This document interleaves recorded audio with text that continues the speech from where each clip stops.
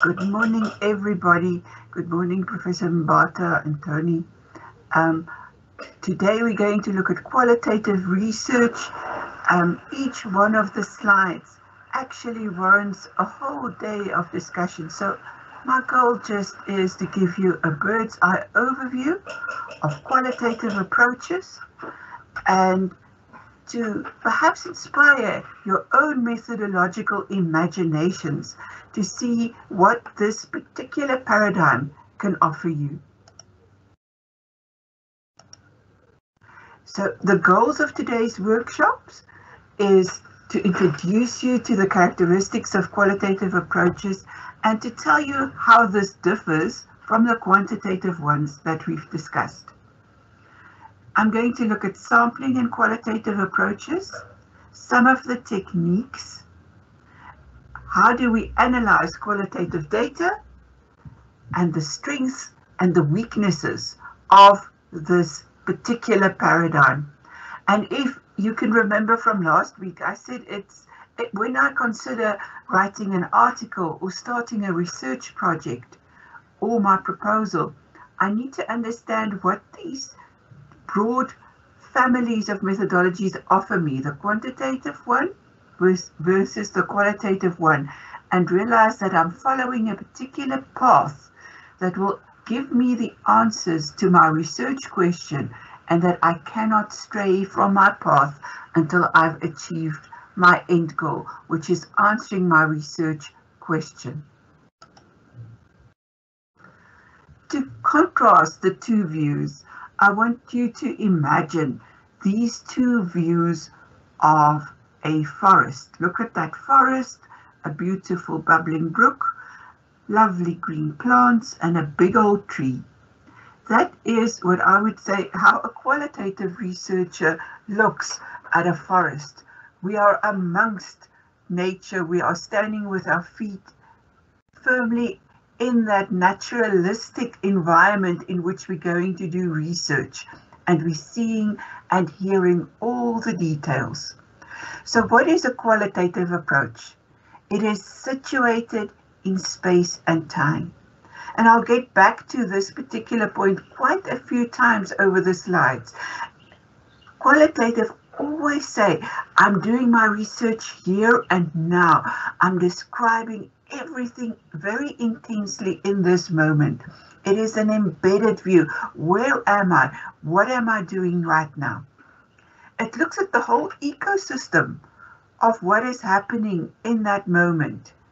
It is built about variety. In other words, we don't just ask a few survey questions or focus on a few variables. We look at a little bit of everything and see everything holistically connected.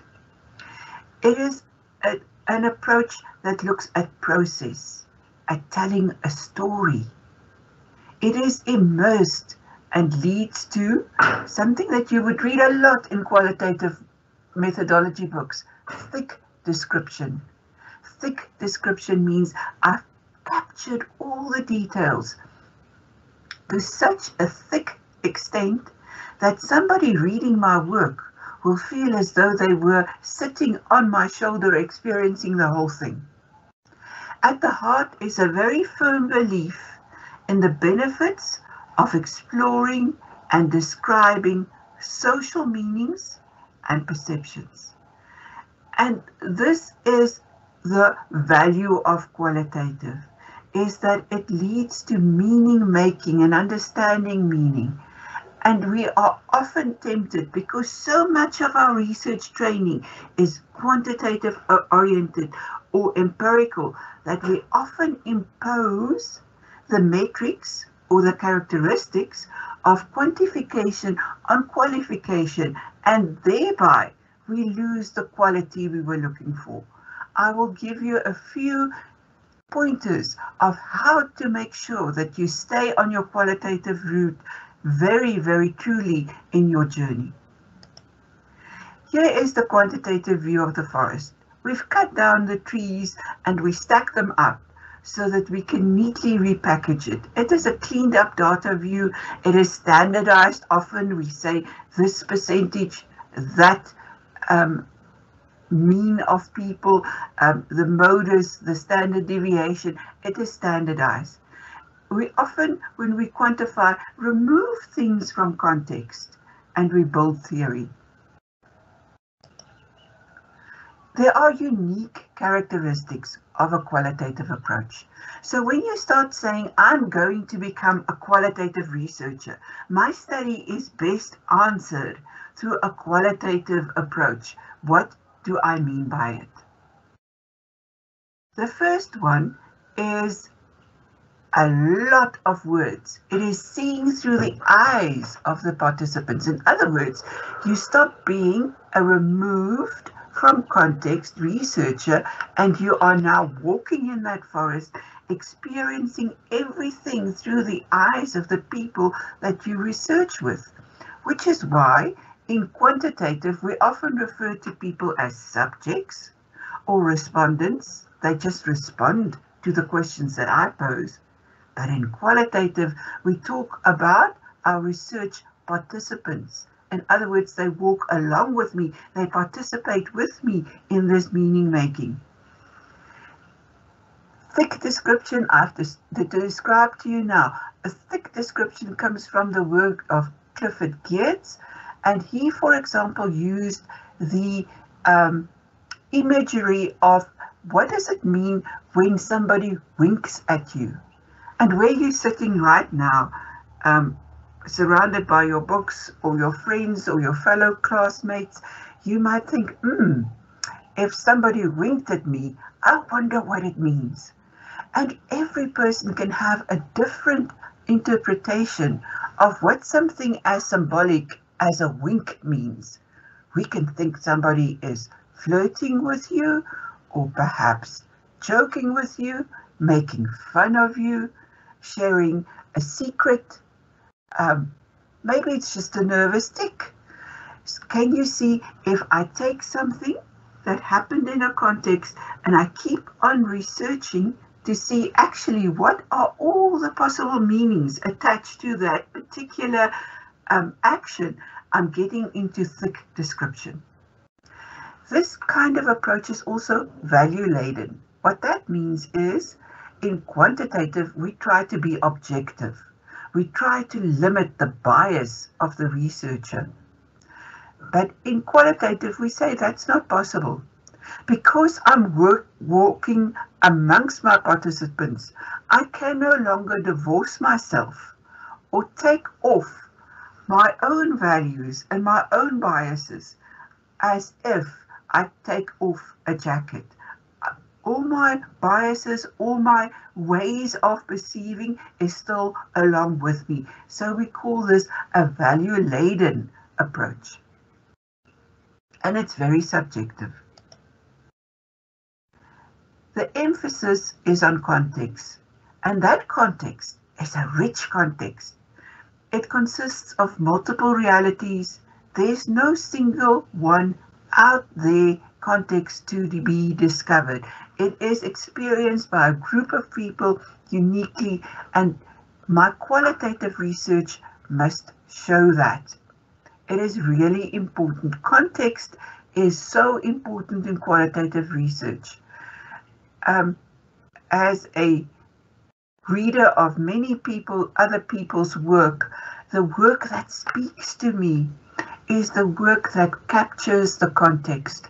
I don't want to be reading work that was carried out in South Africa and I think, oh my goodness, this sounds like it has been researched in America. It sounds so remote from my own experiences or from what I understand to be happening on the street, in people's ordinary lives. That flair of the context must come through in qualitative research. We already know it's a process. It's an approach that always looks at process. And can you remember when we did quantitative, we spoke about cross-sectional designs, in which we say it's a snapshot. At this moment in time, how many people were experiencing job satisfaction? How many people were experiencing burnout? How did it differ amongst group at this moment in time when I do a survey? But in qualitative, I can play with time. I can ask people how they feel now and ask them to recall experiences from their past. I can even ask them what are their aspirations for the future. So I can play with time. One of the most exciting approaches in qualitative is life history, where people tell you their life story or oral history taking. And of course, that means that I play with a long time continuum. We always try to get to lived experience. And we read this in qualitative texts, and then we repeat it in our work.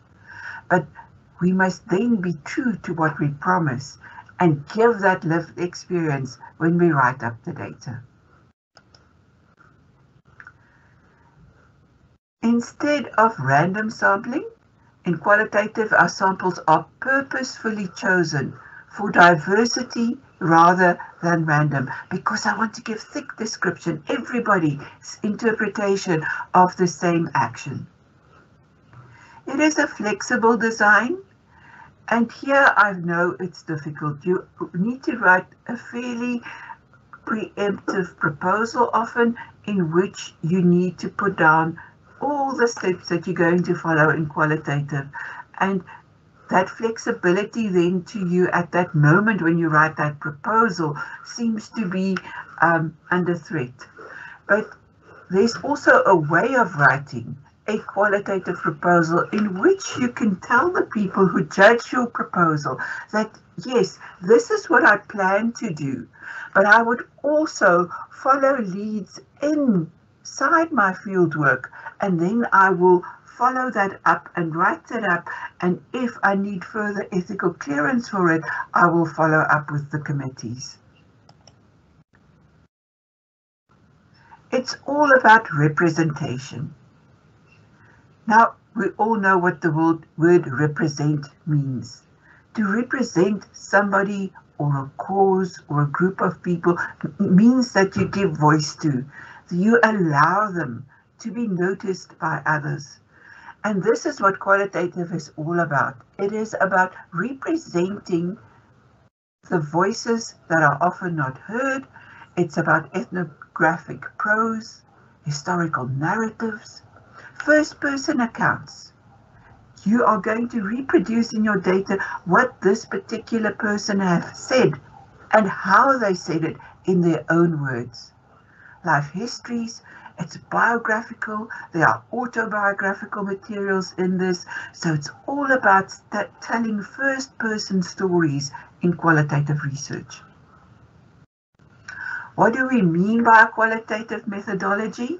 It examines how shared meanings are accomplished through social interaction. Remember the example of winking, right? Maybe to an alien group of people who landed on our planet, winking amongst human beings would be completely misunderstood or thinking, what is going on? But for us, we've got a shared meaning of what it means. The way we greet one another, that is unique to us. And that shared meaning only becomes available to us if we interact with others. It's all the things we miss in lockdown and social distancing right now. The observer or the researcher is inseparable from the study. If you want to do qualitative research, realize that your reliance on instruments is less important than you as the instrument that would observe, collect, pose the questions in the right way, get your answers recorded in the right way and analyzed in the right way. A lot of it is very much in the skill of the qualitative researcher. We study things in their natural setting. Remember the picture of the forest. We attempt to make sense of it, to interpret it. We look at phenomena in terms of the meanings that people bring to them. The purpose of qualitative research is to promote a deep, holistic understanding of a particular phenomenon. So when you go and write your purpose statement, and you've decided I'm going qualitative, see that those elements come to the fore, promoting a deep, holistic understanding of that particular problem that you want to research. It helps us captures the way in which people interpret events, experiences, and relationships. And that's what we talk about, the lived experiences of my research participants.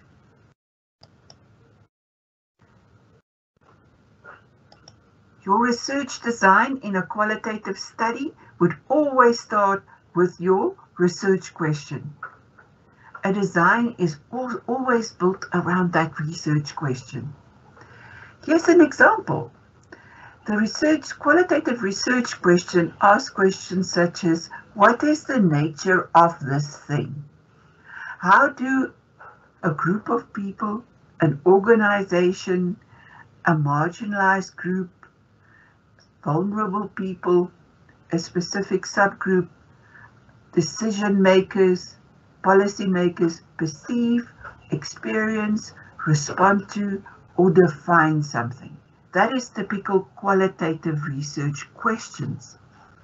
Here's an example of the work from Barbosa Neves. They ask, what is the lived experiences of loneliness amongst frailer old people aged 65 and more living in care homes? Can you see that's a typical qualitative research question? And then they say, what we were looking for were accounts of aging and loneliness, because we want to see it through the eyes of the people actually living with it, which are the frail older people in a care home 65 years and older. And why do we want to see it from their perspective?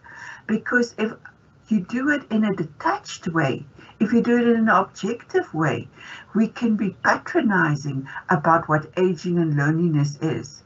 And we can reinforce ageist stereotypes that simplify and stigmatize later life.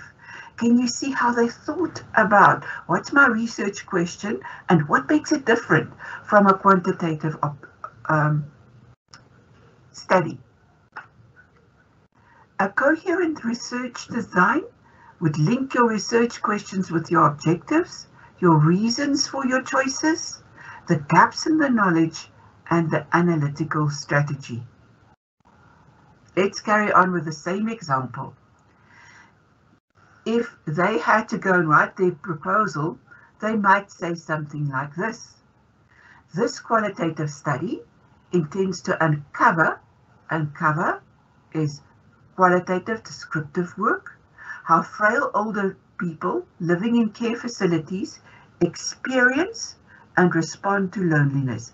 It is lived experience and how people define that in their own social context. Data will be collected through non-participant observation at 2 care homes, 101 hours of it, and interviews with 22 residents. Interviewees will be recruited with the help of staff and we would only include residents who are able to grant consent. That's the ethical part of it. Field notes will be taken and interview data will be transcribed verbatim. That means exactly how the people say it, and analyzed thematically. Thematic analysis is a known qualitative strategy to identify patterns and differences in the understandings of and responses to loneliness. Can you see how a deep understanding of what a qualitative study is goes into that research design? Be strategic and rigorous, predict potential issues, and offer how you plan to react to them. This is why we ask you to write a research proposal, even if you plan the most unstructured qualitative study ever done. We still want you to put it down on paper, because when you put it down on paper, you start thinking, what could be potential issues of access to my research participants? What could be potential ethical issues? What would I do if a certain avenue to the data is blocked to me? How would I be flexible? How will I get to lived experience? So you need to plan. Your qualitative research design, you must think of costs. Often we think that qualitative is not as costly as quantitative, but there is still costs in terms of time. It takes a long time to do good qualitative research. You can't hurry it in, say, a week. Especially if you want to do in-depth interviews, it's a few months of interviewing and re-interviewing and staying in that context to experience that fullness that you need to bring to your description. So it takes time and money. Often we need to recruit other staff to help us.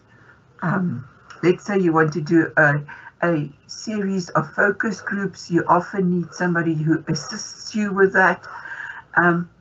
And then there can be costs in your relationships. If you are doing your research in a community where you are well known, it often presents deep problems for you because of the expectations and the known, the fact that you're known to the community. They might have certain expectations of what this research would in the end bring to them. So you also need to think of what level of participation is needed. How much work would I need to do to get people to participate in my study? You need to think of your competencies. We often think, oh, I love talking to people, so doing qualitative interviews is going to be easy peasy. It is not, because it resembles a natural conversation, but it takes a lot out of you to guide that conversation to get the data that you need to answer your research objectives. You need to think about how you're going to deal with gatekeepers, how you're going to get to that thick description, which means extended time in that community, the scope of the methods that you're going to use in qualitative. We often need to triangulate not only through our interview data, but also have field notes from our observational data or triangulate it with other types of data. And building rapport. Rapport means I've got a good rapport with somebody when I have gained their trust. And that can take time, especially in communities where they feel we've been over-researched.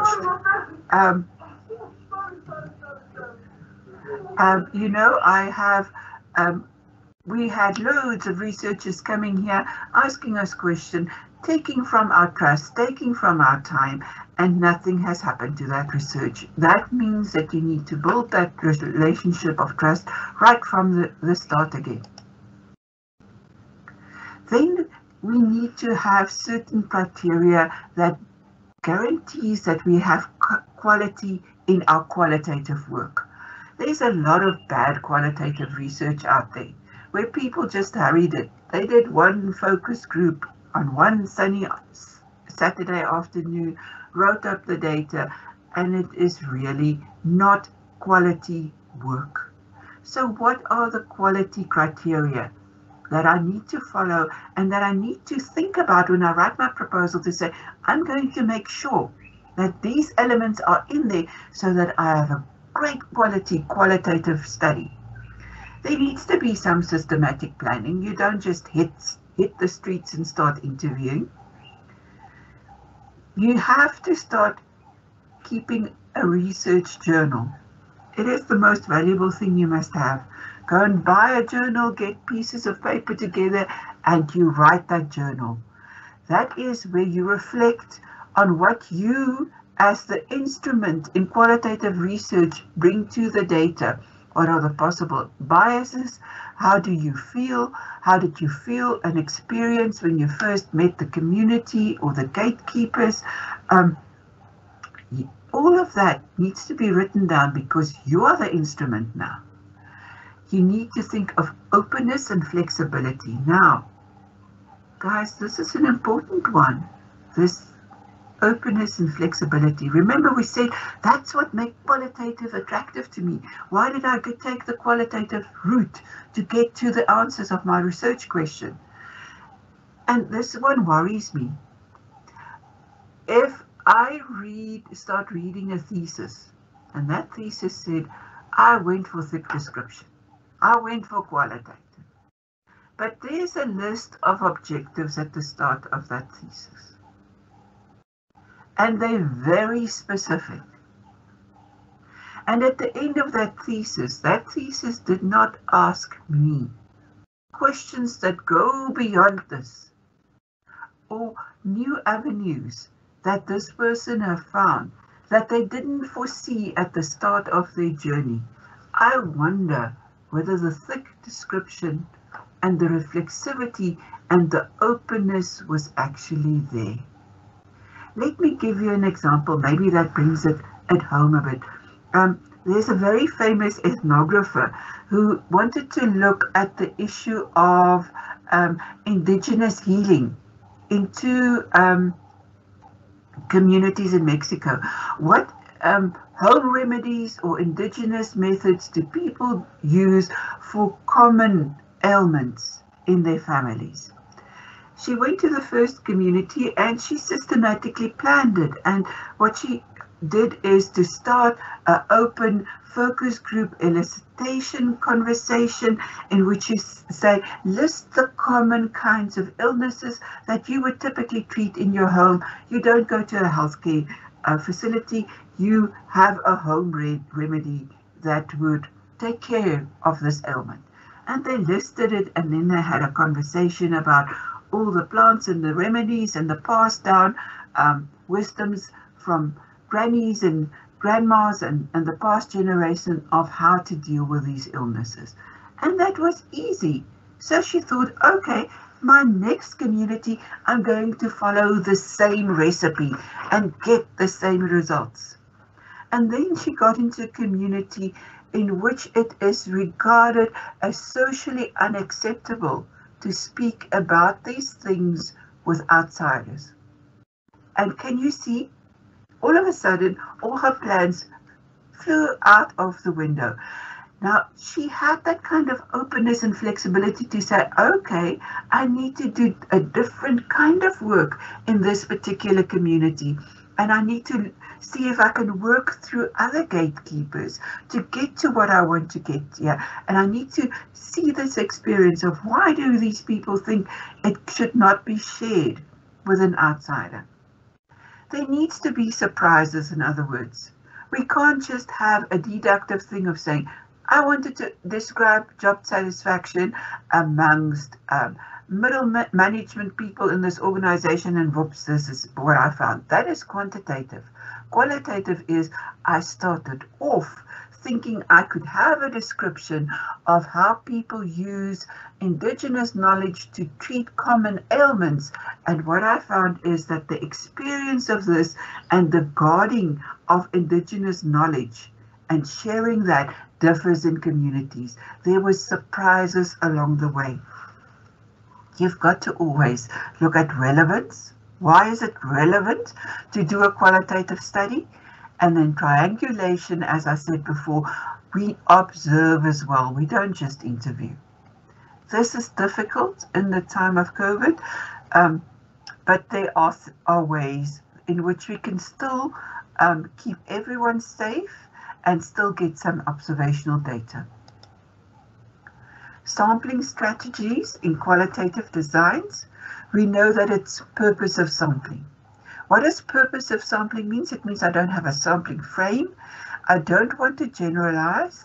My population might not resemble, my sample might not resemble the total population because I'm not going to generalize.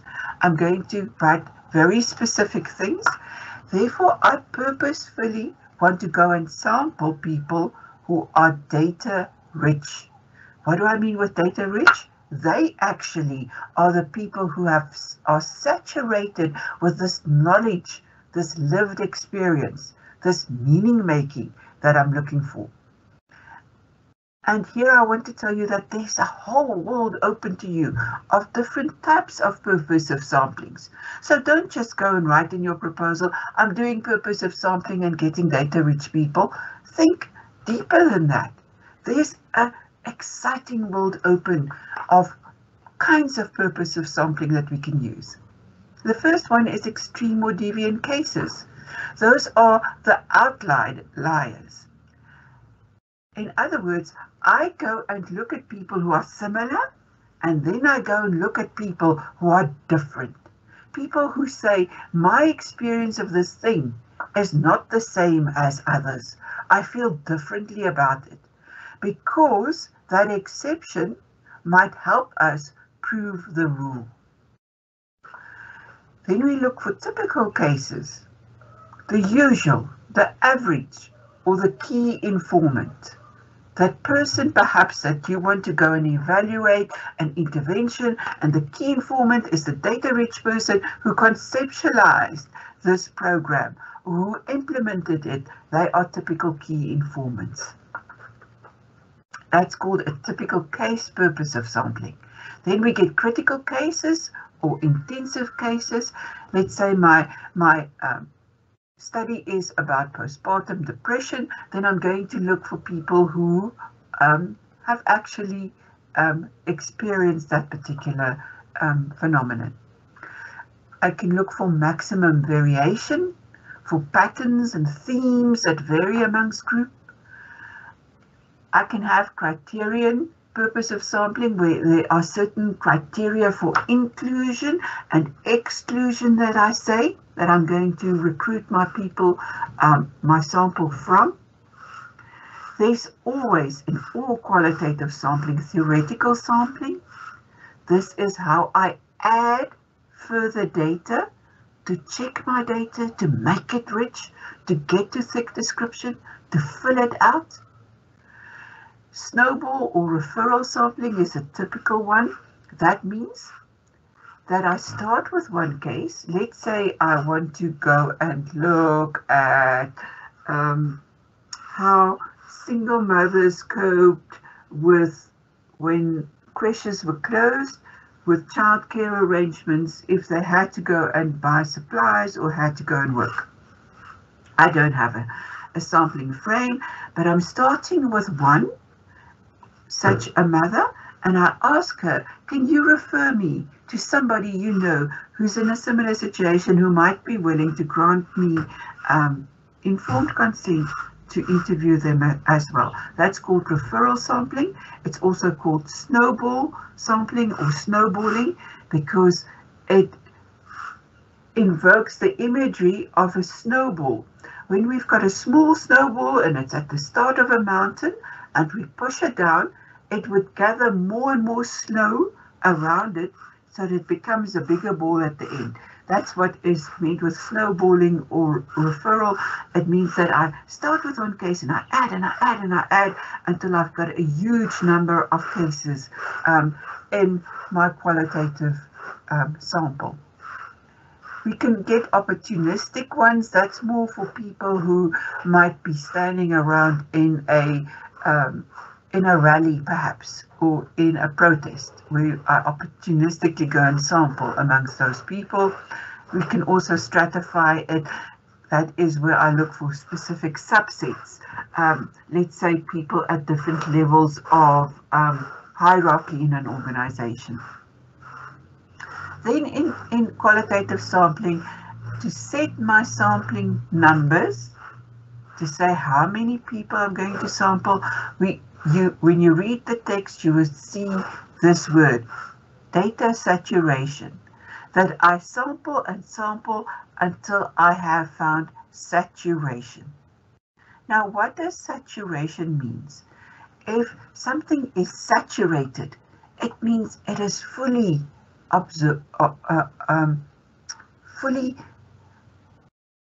covered with that particular thing. Let's say you walk out in the rain and you are soaked to the bone with rain. That means you are saturated. All the data categories are now filled with your observations.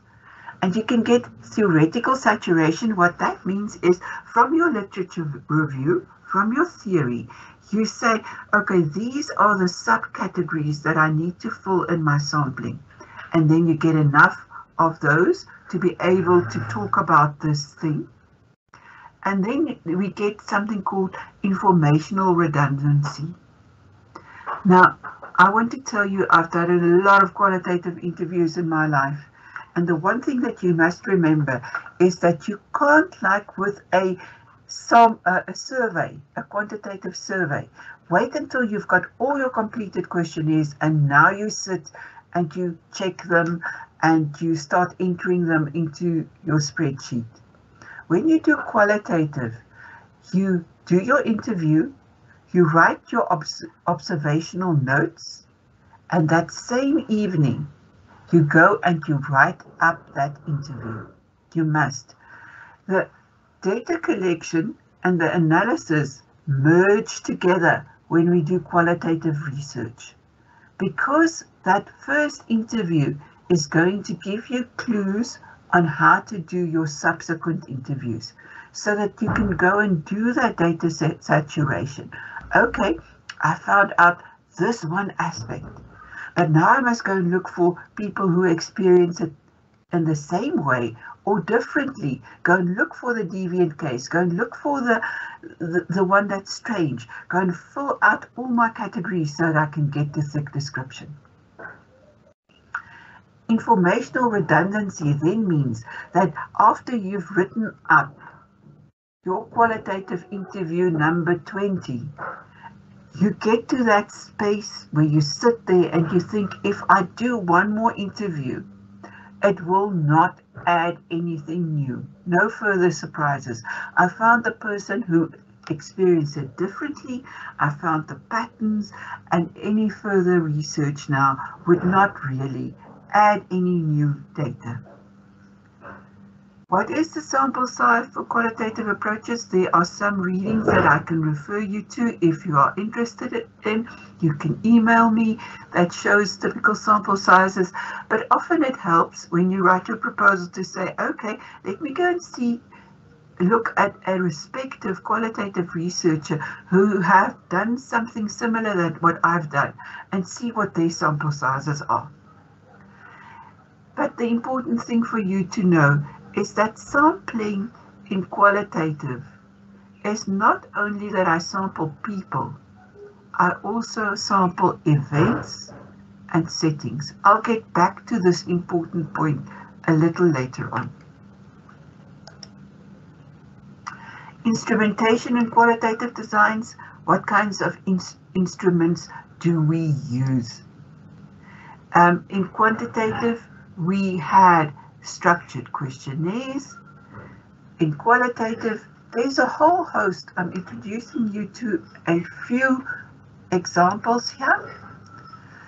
We can decide, okay, what I want to do is ask questions and hear people's stories. And I can ask those questions from groups, focus group interviewings, or I can do it on an individual basis. Individual question asking strategies. Your instrument would be an interview schedule. Don't refer to your instrument in a qualitative proposal as a questionnaire. A questionnaire is suited for quantification. An interview schedule is what we use in qualitative because it's a guide to our conversation. An interview schedule falls on a continuum of semi-structured. That means I've got a few closed option questions in them because I'm asking very specific things, but I've got mostly open-ended questions.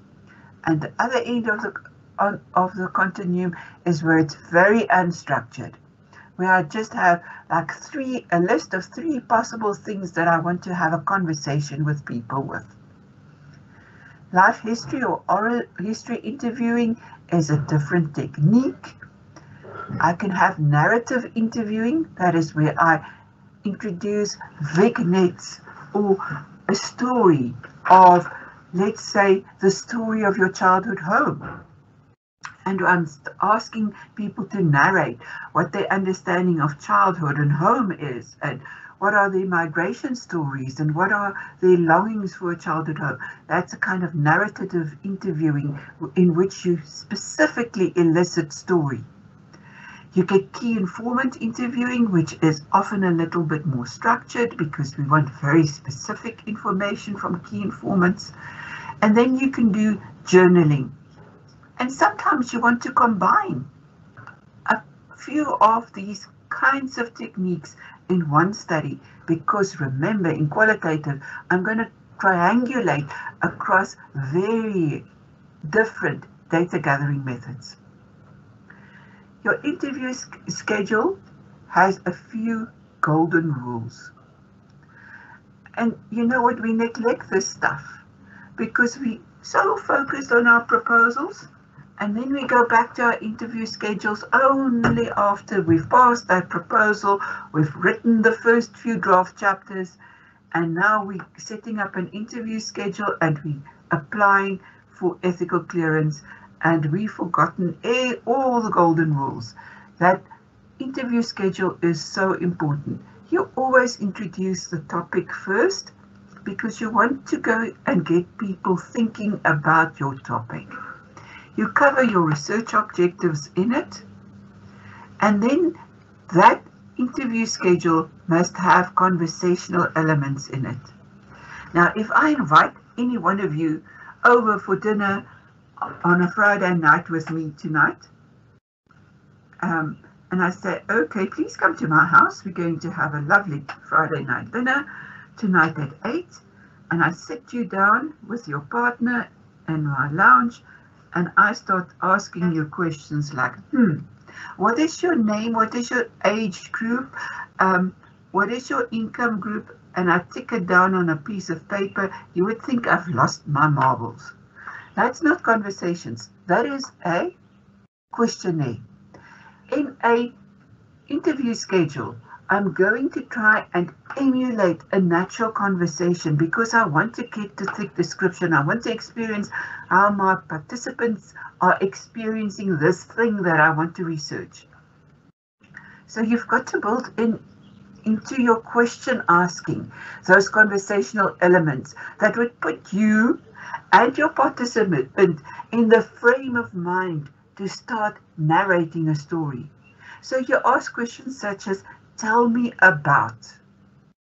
And then you go and follow up. You often probe. So you don't have a set of questions, you probe. You ask a general question and then you probe deeper to say, okay, but what does it mean to you? What does it mean to others?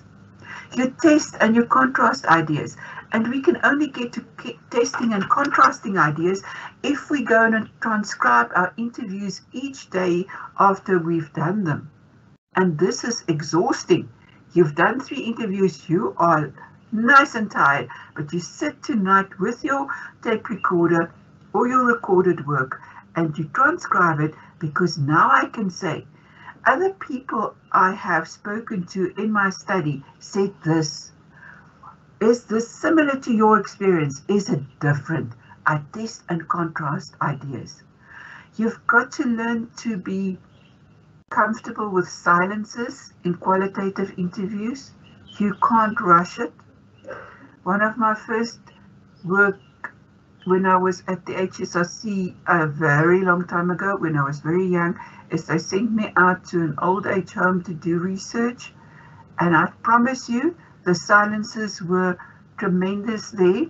I thought, I can do at least 10 interviews with the old folk in a day. I ended up doing 2 a day because old people will not be rushed. They invited you in, they showed you all the family photographs, and they told you stories. So you had to do in a day. And I went back to my my director at that stage and I said, I think I'm doing everything wrong because I was planning to do 10 a day, I can get to 2, and he told me about being comfortable with silences in qualitative research. You can ask people to give you very specific examples because we want to get to lived experience. You direct that conversation, and you often need to repeat. To make people feel heard, you often repeat. You've said this to me. Did I get it right? I want to summarize. We found this, and you find the new directions. There are different ways to elicit reflexive discussions. I'm going to talk about photo voice later today, which is a way to get that reflexivity going. This is often also more possible in group work, focus group work, where you introduce a topic and you give the group times to reflect on it. You go back to certain things that you think they still want to discuss. It's very nice to do in focus group work. As I said, I will go into photo voice a little bit more in detail later on. Focus group, again, difficult work, but lovely work to do. And you need to have a focus group schedule. You need to set up your groups correctly. Then there are all kinds of participatory methods, which is very key to my discipline and development studies, where we do a lot of participatory work, where you get a whole group together at the start of your research, and they can do kinds of mapping exercises where you map the assets in a community, you map issues and problems and social relations, you start making decision trees. If you're interested in any of these, I'm happy to share with you what I have. There are lovely things in which you can start eliciting a whole group's interaction in qualitative participatory designs. And then we get observations.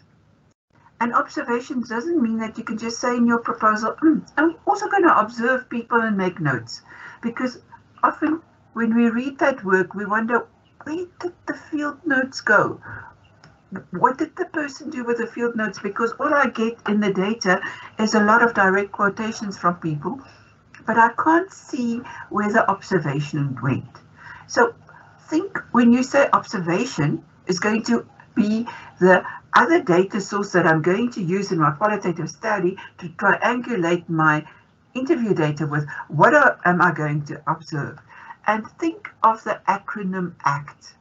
And if it's the only thing you take from this interview today, from this workshop, remember this, because this little acronym can come up in qualitative thinking all the time. What am I going to do when I'm the instrument? I'm going to look for ACT. Actors, context, and time. Now, when I say actors, I mean the sociological understanding of actors, that we are social actors, that we shape the social reality and in turn is shaped by our social realities to act in a certain way. So I don't mean actors in the sense of people on the stage or your favorite Hollywood or soapy actor. I mean individuals.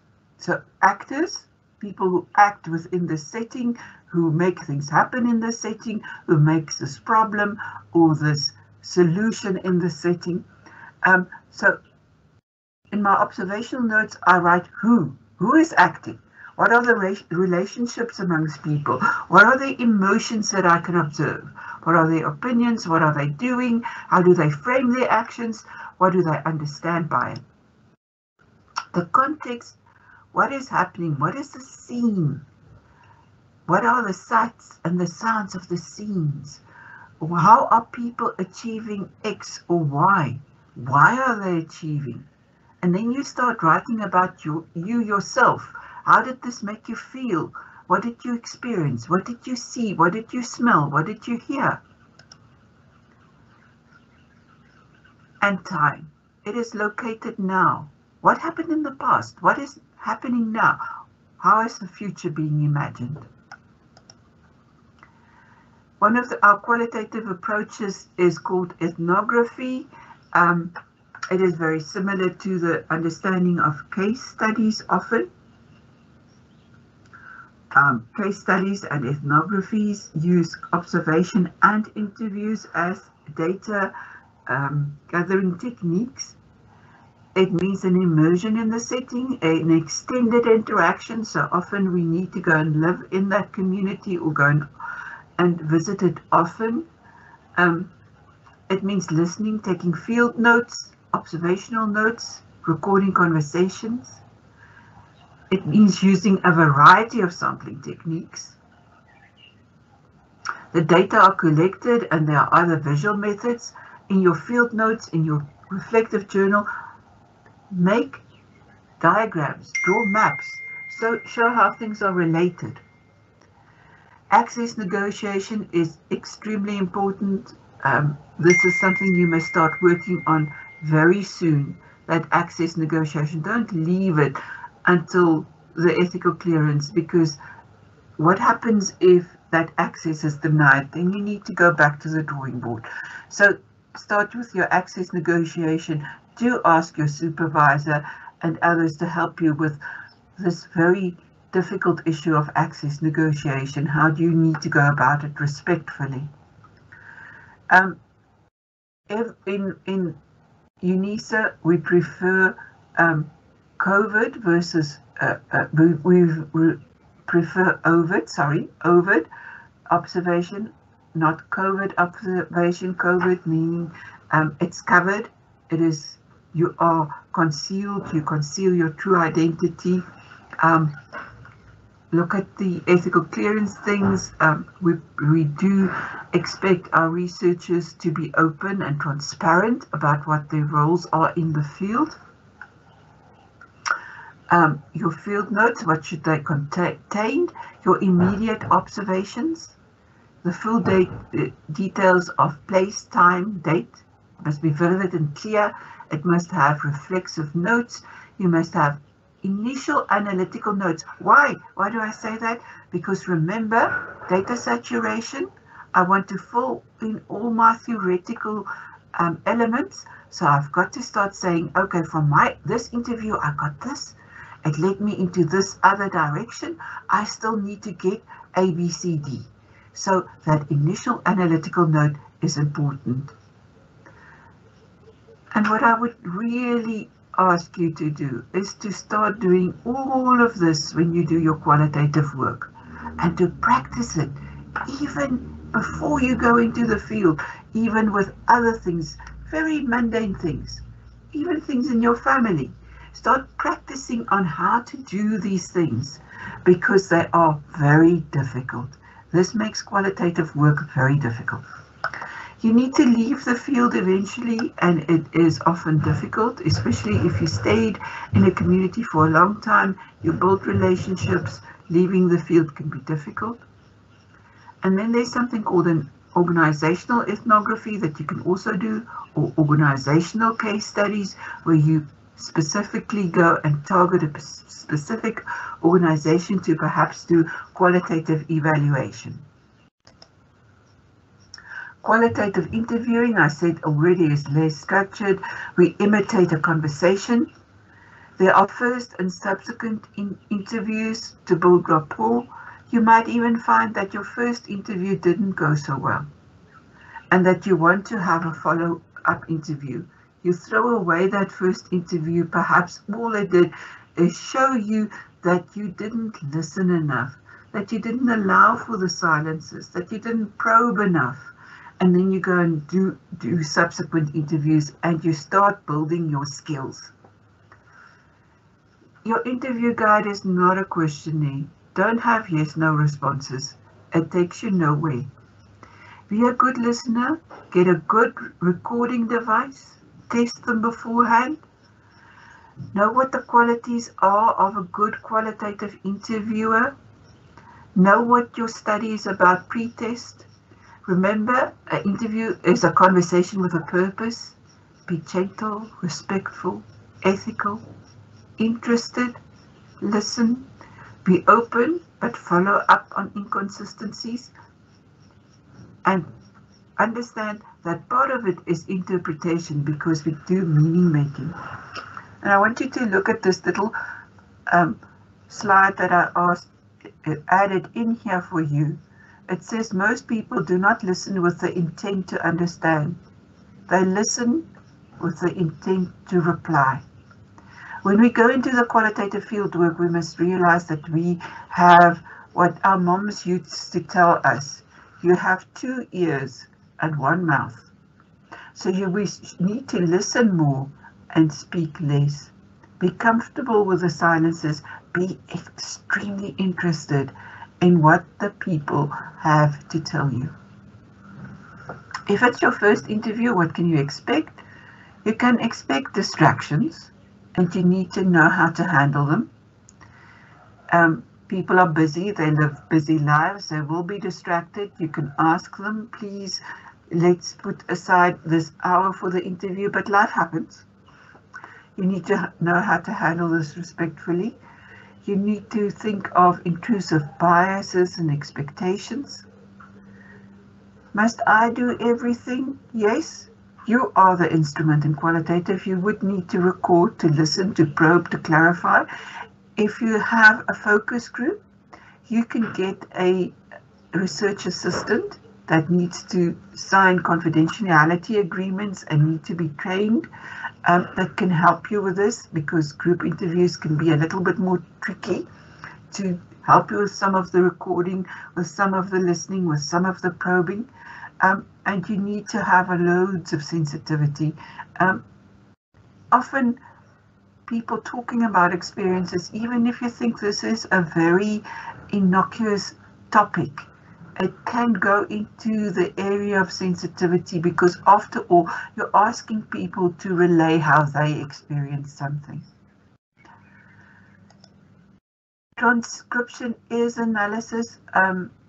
I don't allow my own students to have their transcriptions done for them, because I think if you transcribe yourself, you see that avenues that you still need to follow, the things that you don't need to follow up on. You start becoming reflective on your own abilities to be a good reflective researcher. And you add subtle details of interactions that the person who just go and transcribe in their study your own recordings would not have. I prefer a DIY attitude to transcription, and yes, do not underestimate the amount of time it would take you to go and transcribe. The role of transcription in data analysis, it builds theoretical sensitivity. In other words, you start seeing those categories, those themes emerging as you transcribe. It brings you closer to your data so that you've got that intimate familiarity with your own data. It provides a unique opportunity to critique and improve on your interview process. The researcher's viewpoint is part of the transcription. You are the instrument. It went through your eyes. You need to be reflexive on it. It addresses issues of authority and representation. Do it yourself. Focus group interviews, a very popular technique amongst many students. And please do not think that a focus group is a quick way to get a lot of data in one go. It is not a cheaper, quicker way to elicit a lot of data, because focus groups can be poorly done, and then all you have is poor data. And then we get the giga principle, garbage in, garbage out. That's not why we do focus groups. When we do any kind of group work in qualitative research or in research overall, it is because we think the group itself has meaning.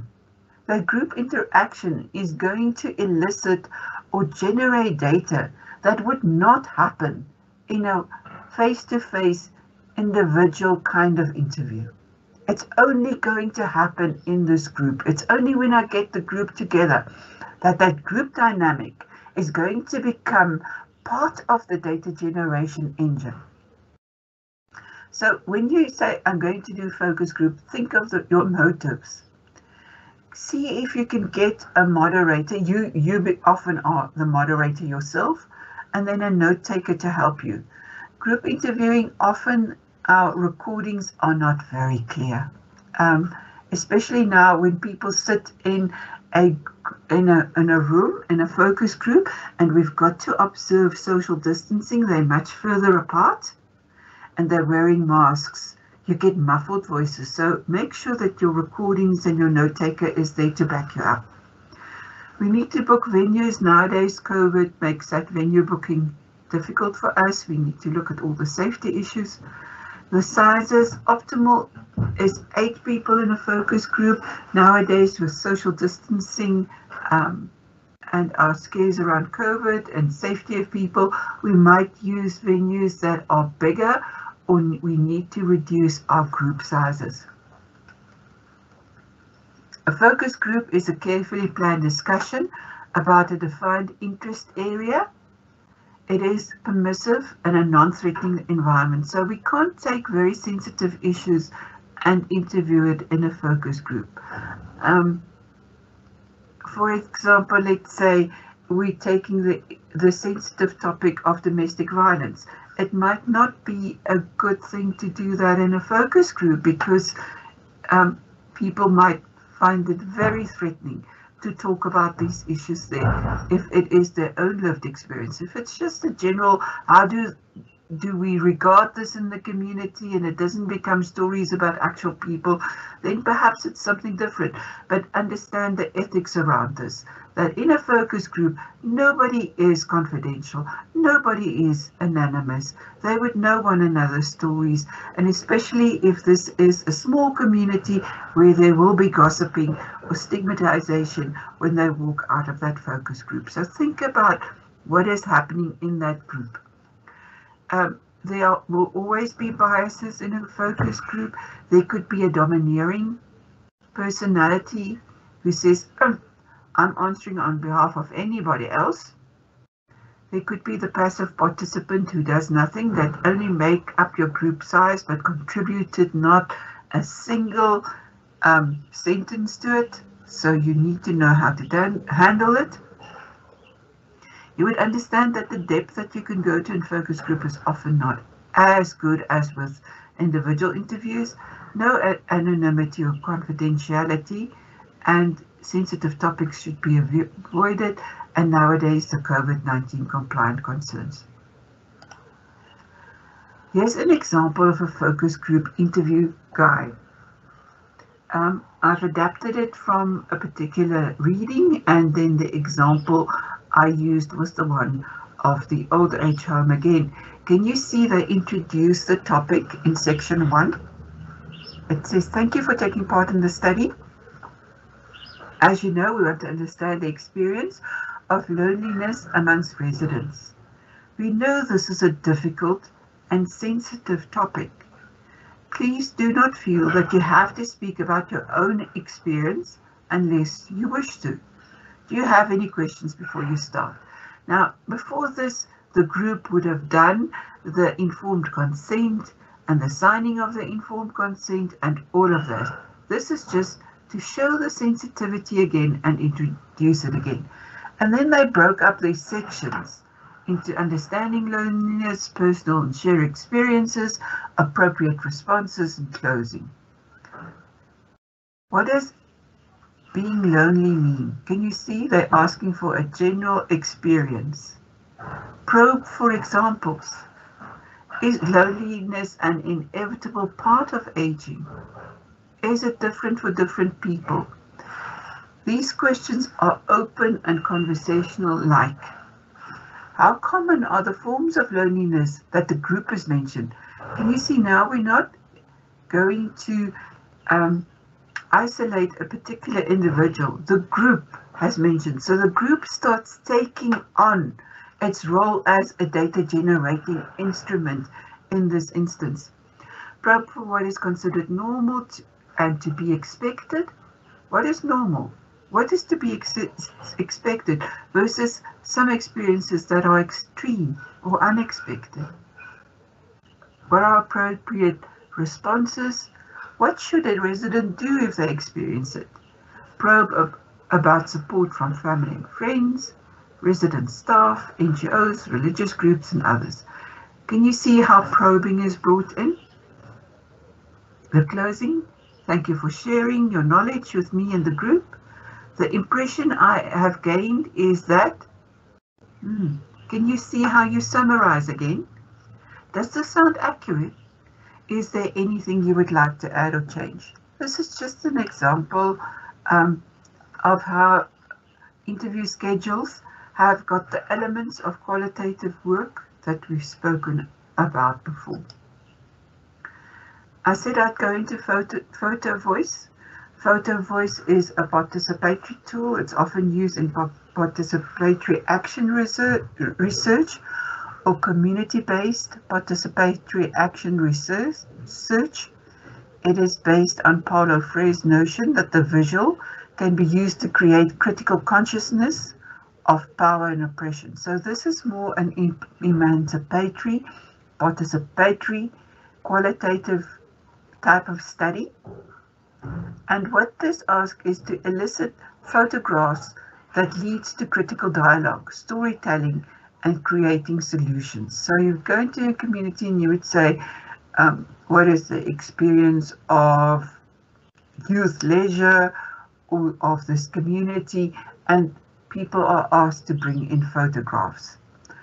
It is often used for marginalized groups who want to have a say in how they are seen.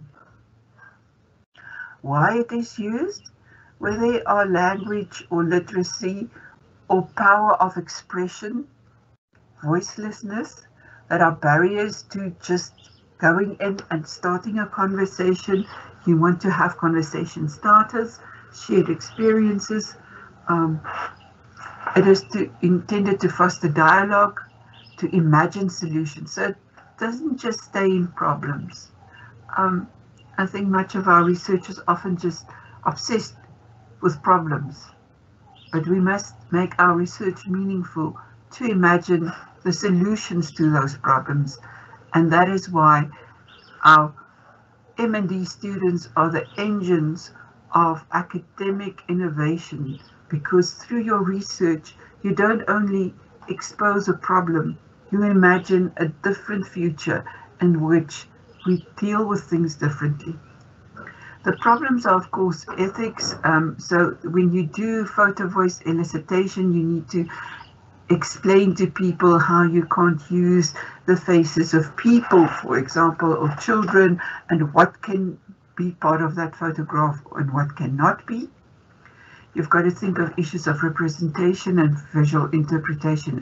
An example is the work of Salazar Perez, who used photo voice in their research for participants to depict the four axes of power as conceived by Patricia Hill Collins to elicit a conversation as to how would you change the cycle of oppression. And that was just how they explained to people. They had a little lecture beforehand to explain Patricia Hill Collins's understanding of the cycle of oppression and what structural oppression means, what hegemonic oppression means, what disciplinary oppression is, what interpersonal oppression is, and then they sent out the people in the community to go and take photos of how they would experience these things, and they hung it on a wall, and then they started with the group focus group and individual interviews on how these things are issues that people experience and how they imagine solutions for it. Are we in a post-qualitative methods period? I think I also touched on this in the quantitative. We are in a very post-paradigmatic moment, which makes it exciting for you as new researchers, as emerging researchers, that everything is possible to you. Every possible methodology is open to you, and we wait with bated breath to also see how you are going to add to methods. What does this post-paradigmatic moment mean? It means that we no longer say there's this enormous divide between quantitative and qualitative, and never the twain shall meet. We cannot marry these two. We're saying we can mix and match, and do different things with methodology to bring us to a new kind of understanding. We can decolonize our methods and we can come up with exciting new methodologies. The wonderful Patty Lathers wrote the following: imagine and accomplish an inquiry that might produce different knowledge and produce knowledge differently. This speaks to me to the heart of it, as to how you think critically about what my method adds.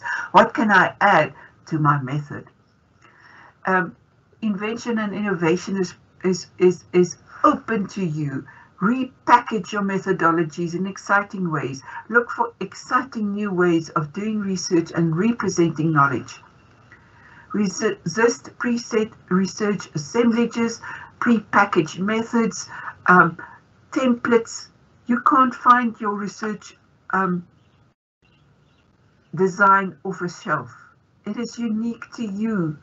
It's unique to your understanding of the problem. It is a forward-looking kind of thing. Research as agency, as I said, we don't just always dwell on problems. And in my solution, in my last chapter, is this thing is a problem, eh? Somebody else must go and research it. Or, hey, this thing is a problem, the state must address it. We need to break out of that, to think of our research itself as agency, because we're giving voice to people who perhaps haven't had their voices heard before. There's potential to be unleashed, and we see it in you. No isolated fortresses of righteousness exists anymore. We say, okay, only quantitative stuff will be funded, or only qualitative stuff will be funded, or approved by ethics board.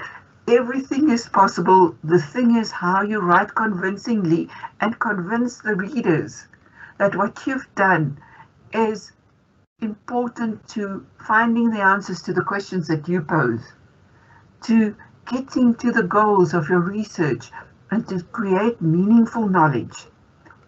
Be convincing, and you will find the right support. Informing versus informing. Forms, forms, forms. You're going to fill out many forms. I know that. And I think sometimes we get stuck in putting our research into forms, into templates, versus becoming informing, creating new knowledge. As I said with qualitative, I want to see that surprise.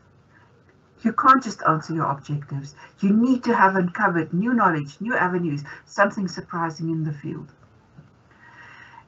Instead of quantitative, qualitative, people are now talking about rhizomatic research. A rhizome is a plant that grows under the soil and makes different branches, right? So in that thing is to say that it is rhizomatic. I use different methods. It is an embodied experience. It is located. It is emerged, which is you as the researcher must understand that you're located in this time and space right now, and that your topic, that the knowledge you will uncover, the knowledge that you will share, is located in this space and time. And work from that location. Think of who you are. What is your biography? How does it shape the topic you've chosen and the knowledge that you want to uncover? You start where you are, and then you travel. You travel that road to get you to the answers and your objectives. You listen, you connect stories. It is an embedded thing. It is a plane of immanence. See difference as positive, a commitment to uncovering something that's new and exciting to make a difference through your research. It is sensitive to things and people and how they fit into the status quo, but also often against the grain, especially if you're going feminist, critical theory approaches, and you're using your qualitative methods to empower, to emancipate. Then you go and see why the status quo needs to be changed. It is becoming instead of copying. Donna Haraway spoke of this, and you can read that quote for yourself later tonight. Let's get to qualitative data analysis. There are many possibilities open to you. The university gives you, as a researcher and an M&D student, access to Atlas TI. I think there are lessons later in the year for this. Inquire through the office, inquire through your supervisor. It is a lovely program that can help you with thematic analysis, but there are many strategies open to you for qualitative data analysis. The general characteristics of analyzing qualitative data is to say that it is recursive, in that you begin your analysis whilst you are collecting the data. And you would know I've spoken about this a lot today. Go and write down that first interview, even if you are so tired. Go and write it down, because your analysis starts with your data collection. Do not wait until all the data are collected or transcribed to begin the analysis. Your design shows flexibility in your sampling approaches. Remember, ACT. I'm looking for actors. Context time.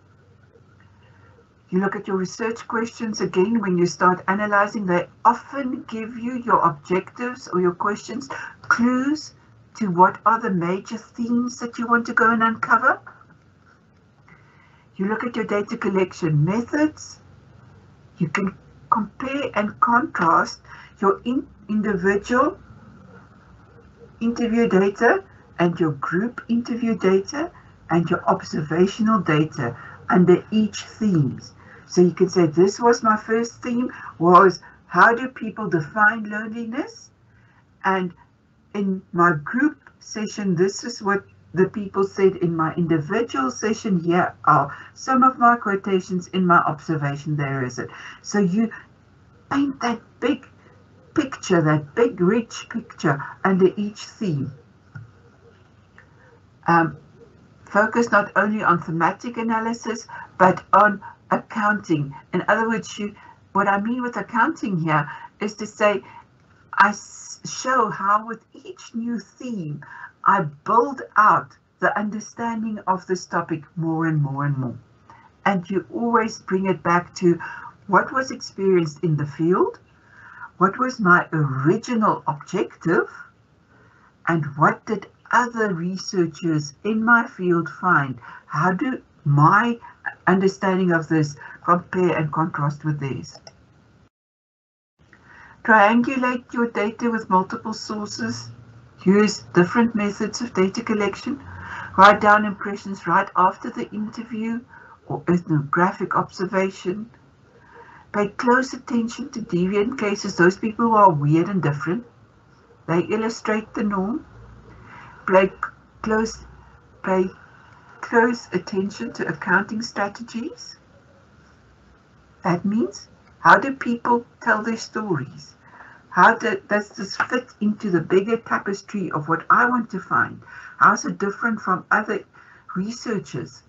People use particular interpretive repertoires because they present themselves in a particular way to you. And understanding who the person is that you are representing in your data is very important. How do we use qualitative data to make an argument? So if you want to go and write in your proposal about your data analysis strategy, you can use these 4 elements to say, when I thematically analyze my transcribed data and my field notes, I'm going to pay attention to the following things. To evidence. Where my arguments are based on evidence that is thoroughly and regularly marshaled and assembled, I can say that this thing actually happened. These are typical experiences. I'm going to look at my analysis interpretively or narratively, where there's a story. And often you would use a combination, let's say, of a few focus groups and a few individual interviews. But through your focus group, you just get general impressions. To get a more linked up, complete story, you need that narration of the individual who tells you their whole life story a little bit more. So I would put down the impressions I got from my focus group, and then the impressions that I got from one of the people in my individual interview to show how the story links up. Can you see? Then it would be evocatively or illustratively.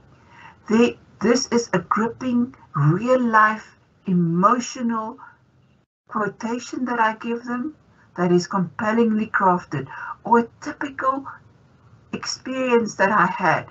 I went into this organization, I was looking at the promotional opportunities for middle management people, and I gave the evidence.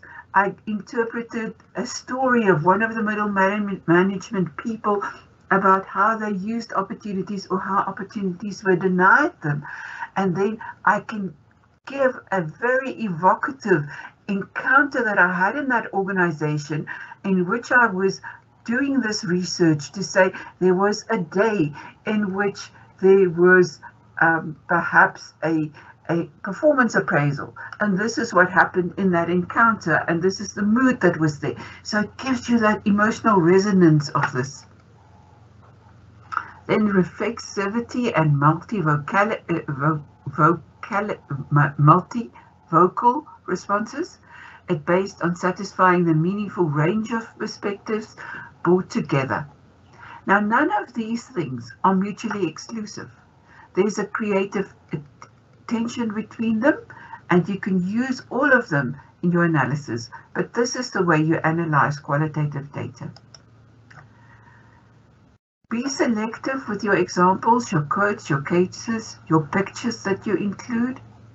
Think always, what do you want this data to do?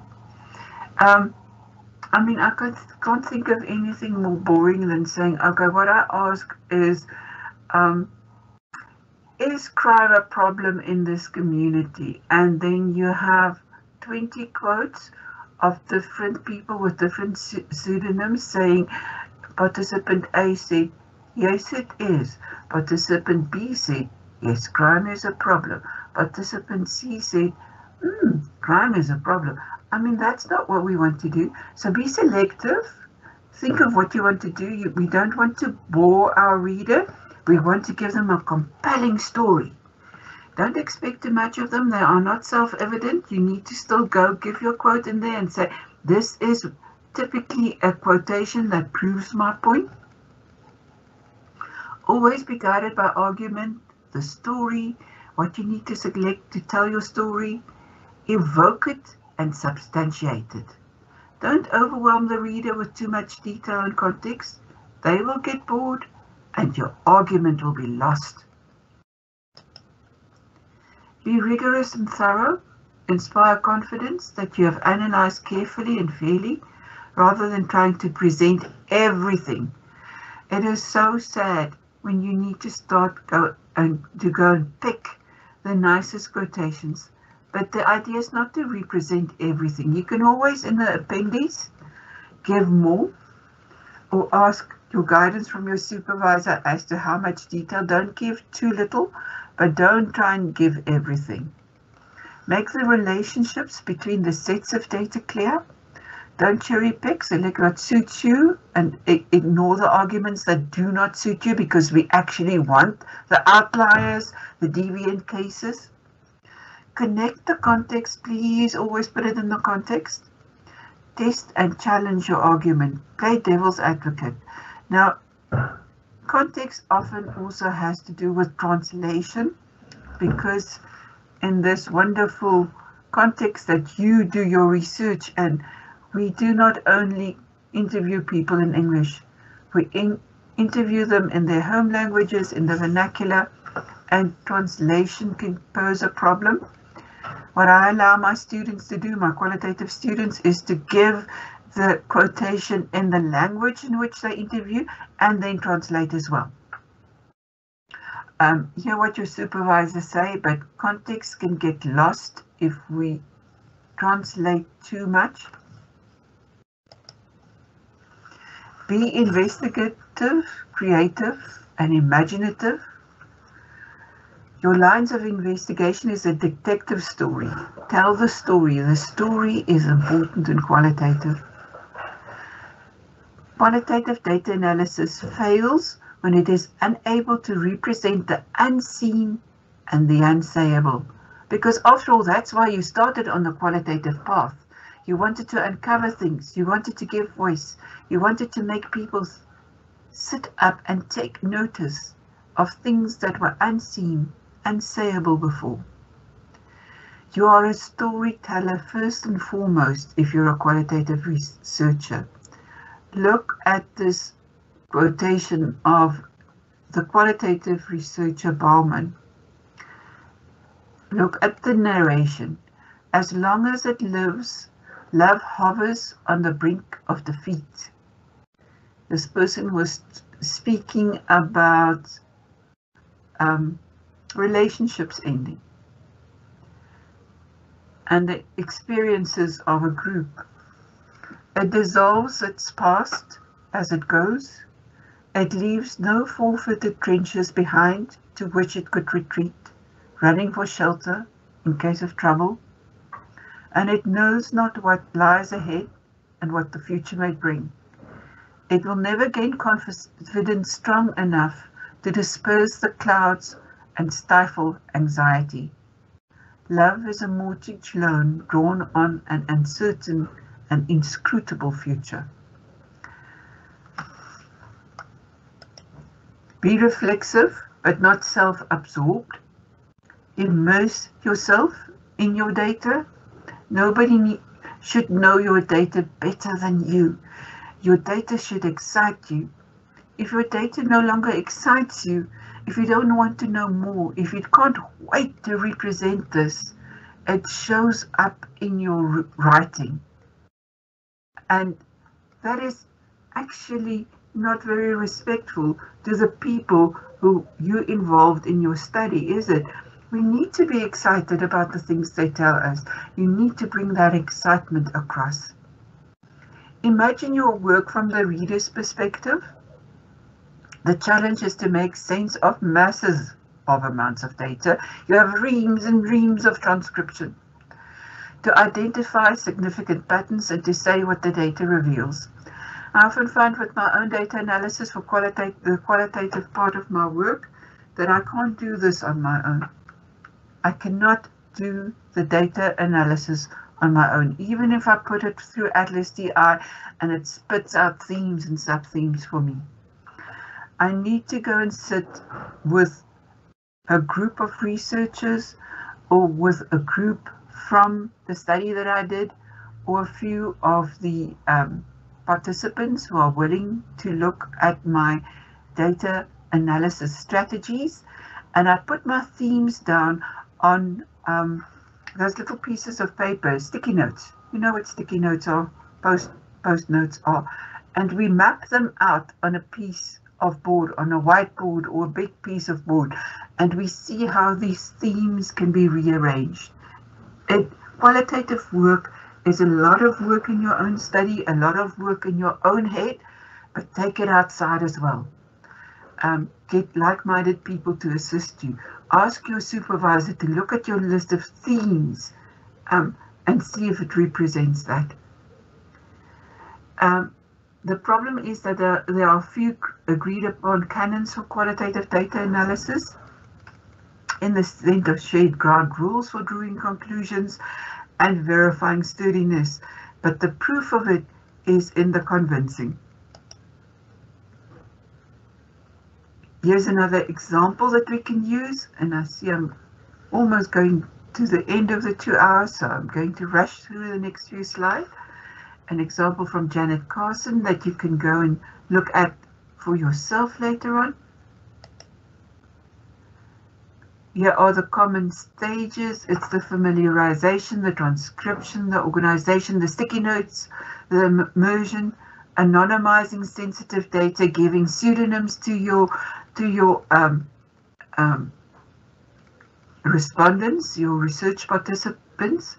And this one is not as straightforward as you might think, because in your raw data you would have addressed the people by their actual names perhaps.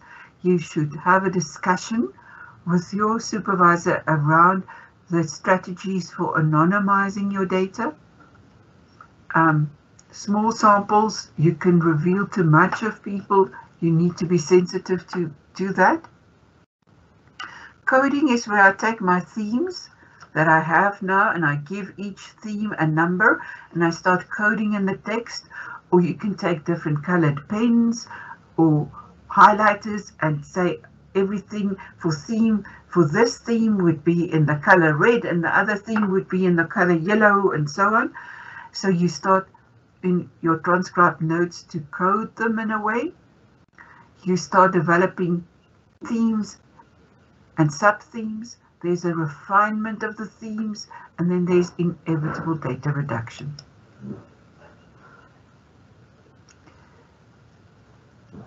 You must look at themes that emerge. What do the different themes tell you about the dimensions? If you're working with Atlas TI, it helps you to see themes and sub-themes, but you could also add your own beyond that. There's something called open coding. It is the initial coding that emerges. And then there's axial coding. This is more in grounded theory.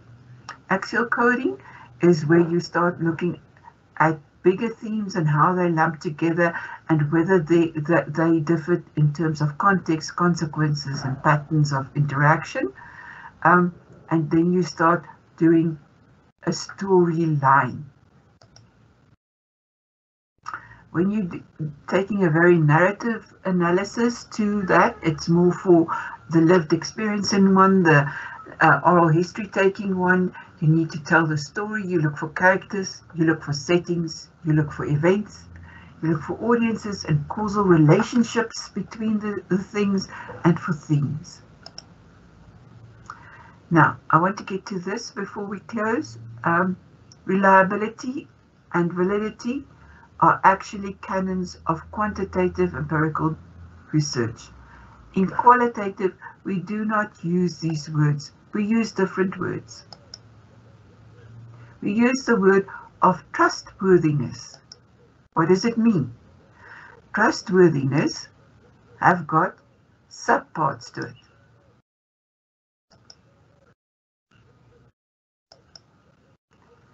Trustworthiness have got 4 subparts. Credibility, that is, how credible is it that you actually went out and did this research? This is where you get respondent validation. In other words, you can, that question that you asked at the end, I captured the following in my interview. Do you agree? Do you disagree? What do you want to add? Or you can also say, let a few of my respondents come and look at my themes and my sub-themes. Does this typically outline the experience of this problem?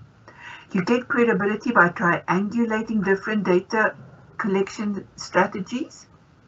Transferability means I can transfer what I have found in this particular care home to other care homes. It is almost like generalizability in the quantitative one. But it's not that. It's about getting to that thick description to say, this is how it's being experienced here. These are the dimensions of it. Then dependability is a part of trustworthiness of your data. Dependability is proven through an audit trail. What does that mean? I write up my methodology very precisely so that everybody can go and walk in my footsteps again and say, okay, you did your data gathering this way. I can follow the trail that you left about how you gathered each piece of data in this qualitative study. So this is not only your research proposal, and then in your chapter 3, you just take your research proposal and you put it in the past tense. No. In qualitative, you say each boring day of field work, what happened? Conformability is your reflexive account. That means, how did you deal with your own bias because you were the main instrument? Instead of reliability and validity, we also talk about authenticity in qualitative research. That has to do with fairness. It means, whom did I represent? Why did I use these methods? It refers to what we call ontological authenticity. That means, did I get to understanding? Because I chose the qualitative route because I wanted to understand people's meaning making. Did I get to understanding? Did I get to meaning making? Did I add surprises?